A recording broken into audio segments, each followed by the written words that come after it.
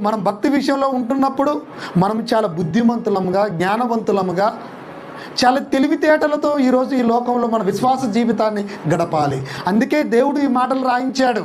అంటే మీరు చాలా తెలివిగా నడుచుకోవాలి భక్తి జీవితంలో. మీ విశ్వాస జీవితాన్ని పరలోకం నడిపించేది కదా. ఒక ఆశయంతో మీరు ఉన్నారు కదా.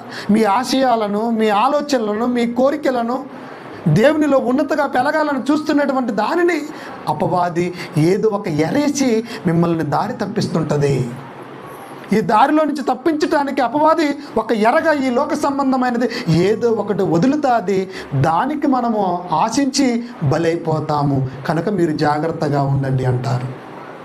జాగ్రత్తగా అంటే దేవుడు ఉరి గురించి చెప్తున్నాడు అన్నాడు, వేసుకోమని కాదు, మీరు జాగ్రత్తగా ఉండాలి అని. దాన్ని ఒకవేళ అనుభవిస్తే పోయేది ప్రాణాలే.